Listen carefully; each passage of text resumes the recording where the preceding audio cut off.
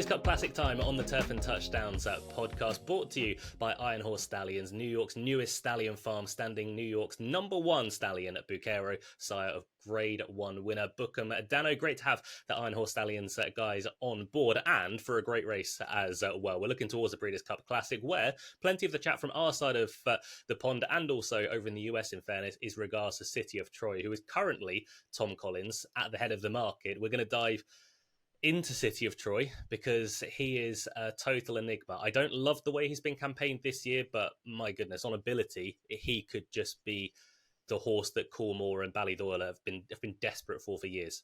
Yeah, it's super exciting that he's in the Classic. He is a very short price. There is no doubt about that, especially in the UK. Slightly bigger over on the morning line in the US. But in the UK, we're looking sub 2-1 right now.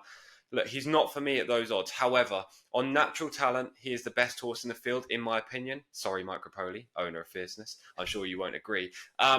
His victory in the Derby was fantastic. I was very much with him that day. I thought he would bounce back from his Guineas flop. He won the Eclipse in probably workman-like standings. You know, it wasn't the kind of amazing performance everyone was hoping from City of Troy, but he still got the job done. And then he came back in the Jubilant International at York and he blitzed the field. The runner-up, Calandigan, should have come out and won on Champions Day. Was given a pretty rough trip after missing the kick. So the form kind of got a boost then, just 2 weeks ago. And now it's just a case of, will City of Troy handle the track? Is he good enough to win this race on dirt? And can Aidan O'Brien finally break that curse that he's got in the Breeders' Cup Classic? He's 0 from 17, Aidan, with 2 seconds so far. Look, I would love City of Troy to win. He's drawn very well in Gate 3. Ryan Moore's a fantastic jockey, dirt or turf, doesn't really matter. He's got the talent, but he's going to have to swallow kickback. He's not going to be on the front here. Arthur's Ride's going to leave from his wide gate. I think Dermis or Tagake will cross over and make the rail from 6 with the first time blinkers on. There are going to be a couple of others up with the speed, like Newgate, again, blinkers on first time for Bob Baffert. And that means City of Troy probably gets a midfield spot. From there, who knows whether they'll handle the conditions or not. Yeah, I completely agree. City of Troy is a horse I would love to win. I just don't really see it happening. And over in the UK, whenever we've said that to anyone, they've gone, you can't possibly say that about City of Troy, but I want him to win. I just don't think he will. And at the prices, I'm absolutely not willing to bet him at that sort of price. One thing I like about horses from Europe going over to run on dirt, and it's not a constant, but it's just something I like to see. I like to see them handle a little bit of softer ground. Yes, City of Troy is a soft ground winner in Group 1 company over at Sandown in the Eclipse. He wasn't great that day. Even Ryan Moore came out and said, I thought I was going to go and win 10 lengths. And then I asked him to quicken, and there was just nothing there. It was wheel spin, and he didn't handle things. I don't necessarily think he's going to fully handle dirt, especially if this kickback. He's going to have to be fast early on. I don't think he is going to be fast early on. They took him to Southall for a gallop round. A few years ago, that would have been fine. It was a fibre sand surface then, and it was a deep all-weather surface. They've changed it to Peter.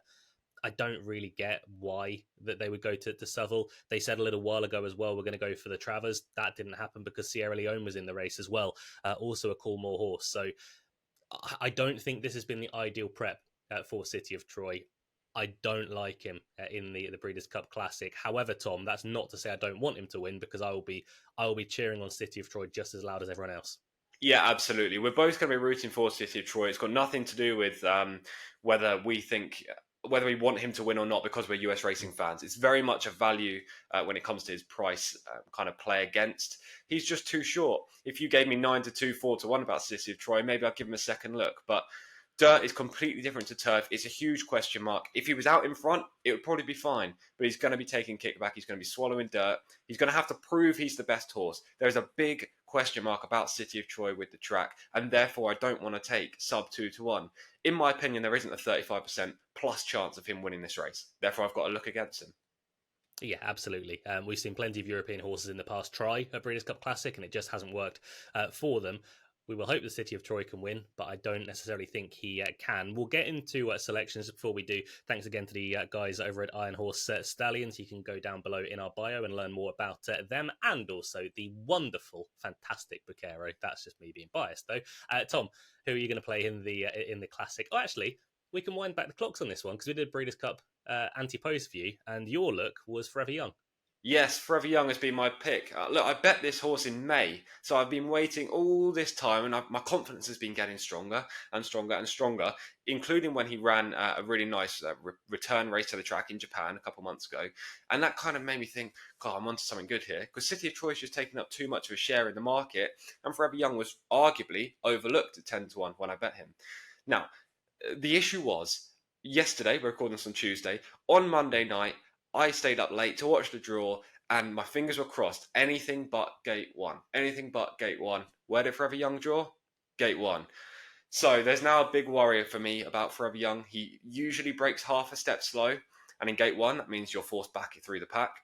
If he can break on terms, then maybe he can find the ideal position, but it just seems unlikely with him. That's the negative. The positive is he was very unlucky in the Kentucky Derby. I thought he got a rough trip after missing the kick, squeezed out at the start. Him and Sierra Leone were leaning all over each other in the latter part of the race, and in my opinion, I thought he was the best horse in the Derby. Subsequently, after watching the other Triple Crown races, I thought he was the best 3-year-old that had run in any of those races. So I have him on top of Fierceness, despite the fact that he's improved since by winning the Travers. And I've loved the layoff since. I mean, they've freshened this horse up. He wasn't by any means the finished article when they ran him at Churchill Downs. You just have to go back and look at his UAE Derby and Saudi Derby victories. He was all over the place, yet he still got the job done.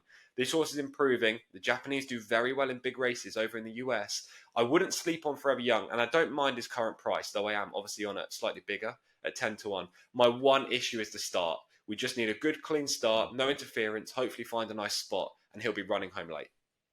Yeah, hide behind the sofa or the couch, wherever you're from. The first furlong, and then you can come out and you'll know your fate. I'm going to look a bit more further afield for a touch more value. I think Highland Falls runs a big race in this. He's currently about 16-1 over in the UK. I think he's just one of the more reliable horses in this spot. Look, last time around, he raced in a Jockey Club Gold Cup. I thought he got a fantastic ride from Flavian Pratt. I didn't say that during the run because I thought they were going very hard. They didn't actually go that hard, 47-3, but himself and Arthur's Ride, they did have a real go at each other. And in the end, Arthur's Ride just simply couldn't live with him. At that point, Arthur's Ride wasn't far off favourite for the Classic. And then obviously he's in here, yes, but he's fallen down the pecking order a touch. But Highland Falls also came into that race off the back of a Grade 3 effort at Monmouth, where he got an absolutely abysmal ride from Florent Giroux, got stuck on the inside, flew late on. It was just put a line through that, we'll start again. But he ran his second triple digit figure, Bayer Speed figure, 104 once set again. They're going to go hard in this spot.